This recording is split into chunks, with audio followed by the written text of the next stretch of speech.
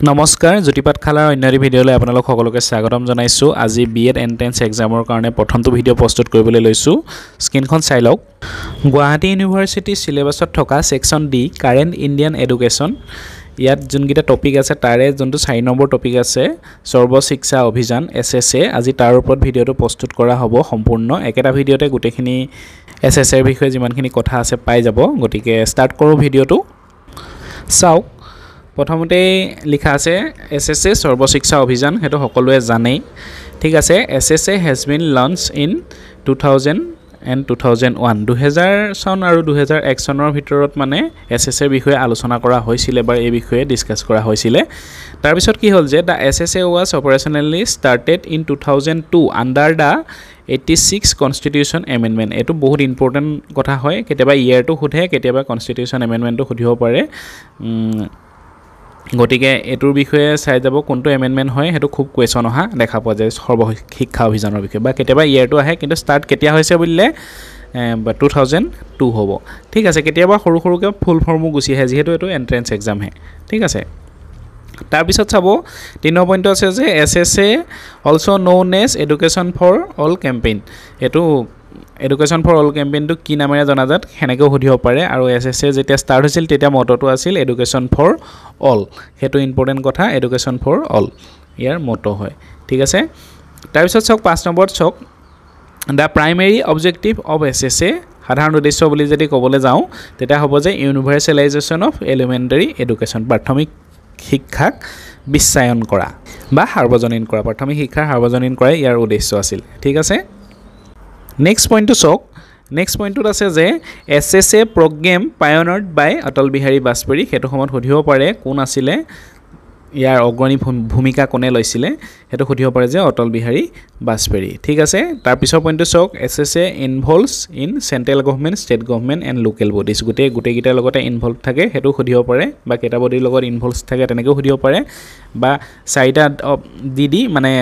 কোনটোৰ লগত ইনভলভস আছে বা কোনটোৰ লগত ইনভলভস নাই তেনে ধৰণে প্ৰশ্ন সুধিব পাৰে। নেক্সট পইণ্টটো চক SSA সৰ্বশিক্ষা অভিযান aims to improving and providing quality primary education for all students সকলো ছাত্ৰ ছাত্ৰীকে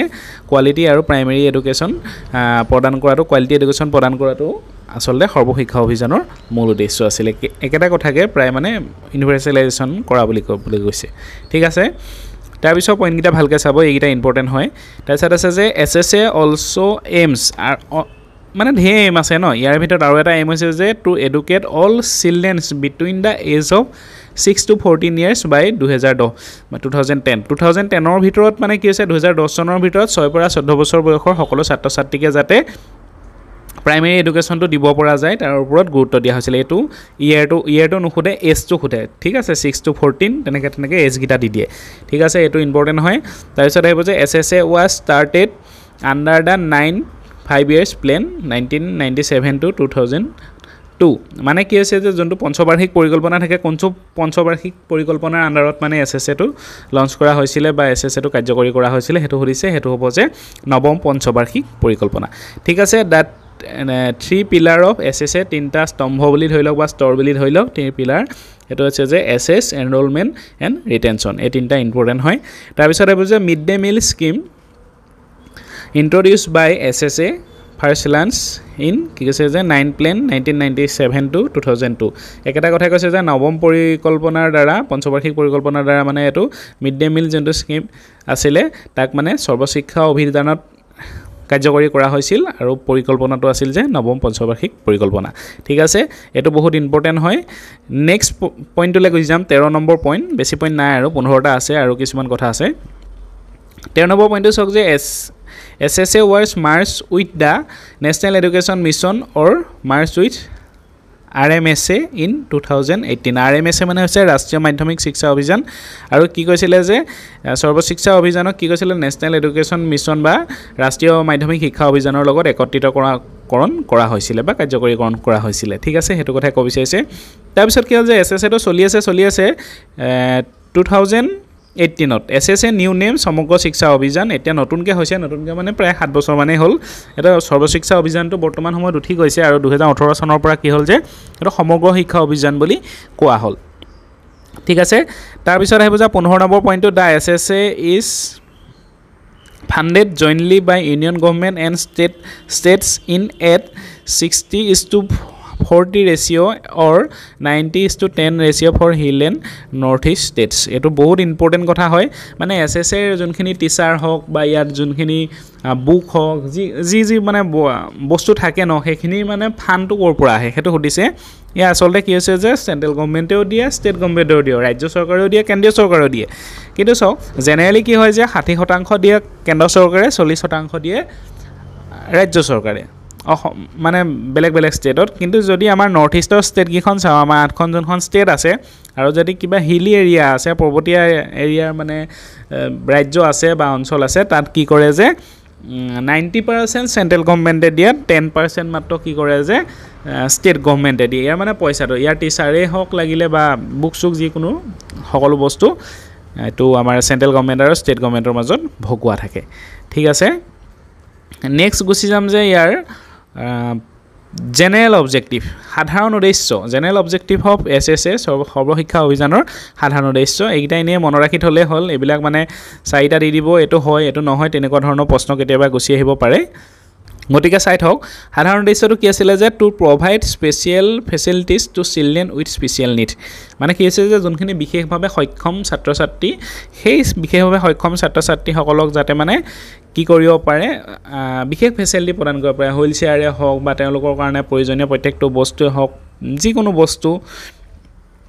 যাতে মানে সৰ্বশিক্ষা অভিযানৰ দ্বাৰা প্ৰভাইড কৰিব পাৰে হেতু এটা ইয়াৰ সাধাৰণ উদ্দেশ্য হৈছে তাৰ পিছত কৈছে যে to establish a relation of education with life শিক্ষাক যাতে আমাৰ জীৱনৰ লগত সংগঠিত কৰে শিক্ষা কেৱল মানে কিতাপৰ মাজতে আবদ্ধ নাৰাখি আমাৰ লাইফৰ লগত যাতে লিংক কৰিব পাৰে মানে সেই কথাটো ক'ব বিচাৰিছে গতিকে এটো বহুত এটা ইম্পৰ্টেন্ট পইণ্ট হয় জীৱনৰ লগত সংগঠিত কৰা তাৰ পিছত আহিব যে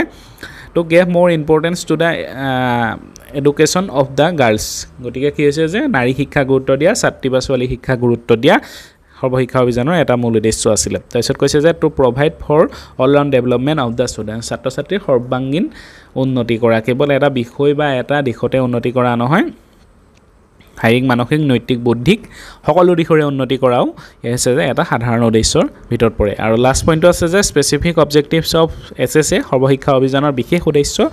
ইয়া যদি বিশেষ উদ্দেশ্য চাবলৈ যাওঁ পইণ্ট নম্বৰ 1 টো চাবলৈ যাওঁ পইণ্ট নম্বৰ 1 টো আছে যে কি কৈছে যে all childrens back to school campus by 2003 ভিতৰত 2003 চনৰ ভিতৰত কি কৰিব লাগিব যে সকলো ছাত্ৰ ছাত্ৰী যাতে অন্তত স্কুল কেম্পাছলৈ উভতি আহে মানে অন্তত নামটো যাতে লগায় এডমিশন যাতে কৰে হেতু ইয়াৰ লক্ষ্য আছিল তাৰ পিছত আছিল বিশেষ লক্ষ্য তাৰ পিছত 2 নম্বৰটো আছে all children's completed 5 years primary education by 2007 5 বছৰৰ ভিতৰত যাতে তেওঁলোকে কি কৈছে যে 5 বছৰৰ জন্ত প্ৰাইমেৰী শিক্ষা প্ৰাথমিক শিক্ষা গতিকে হেতু কি কৰিব যে 2007 চনৰ ভিতৰত যাতে কমপ্লিট কৰে গতিকে 2002 চনত যদি এডমিশন লয় 3 চনত যদি হেৰি হয় তেতিয়া 7 চনত কমপ্লিট কৰিব হেতু কথা কৈছে আসলতে তাৰ পিছত আছে যে all children's completed 8 years elementary education by 2010 আসলতে 2010 চনৰ ভিতৰত যাতে কি কৰিছিল যাতে এলিমেন্টাৰী এডুকেশ্যনটো মানে কমপ্লিট কৰে মানে কি আছে যে এটা নিম্ন প্ৰাথমিক এটা উচ্চ প্ৰাথমিক হয় না মানে 2007 ৰ ভিতৰত যাতে মানে 4 লৈকে আছিল আজিকালি 5 লৈকে কৈ দিলে 4 লৈকে আৰু ইটো 7 লৈকে যাতে কমপ্লিট কৰে হেতু কথাই ক'ব বিচাৰিছে আসলতে আৰু লাষ্ট পইণ্টটো আছে যে SSA ইউনিভাৰ্সাল ৰিটেনশন বাই 2010 ৰ ভিতৰত কি কৈছে যে SSA সৰ্বশিক্ষা অভিযান যাতে বিশ্বায়ন হয় হেখিনিয়ে কথা আছিল আজিৰ ভিডিওটোত এটো যিহেতু কেৱল বিএড এন্ট্ৰেন্সৰ ওপৰত ভিত্তি কৰি বনোৱা হৈছে গতিকে এইখিনিয়ে যথেষ্ট বুলি ভাবো ইয়াত কেতিয়াবা বিশেষকৈ কোন চনত SSA লঞ্চ হৈছিল বা কোন চনত ষ্টাৰ্টেড হৈছিল বা কোনটো এমেন্ডমেন্ট আছিল বা সেই সময়ত প্ৰধানমন্ত্ৰী কোন আছিল শিক্ষামন্ত্ৰী কোন আছিল তেনেকুৱা ধৰণৰ প্ৰশ্ন আহে গতিকে এই টপিকটো আপোনালোকে ভালকৈ পঢ়িলে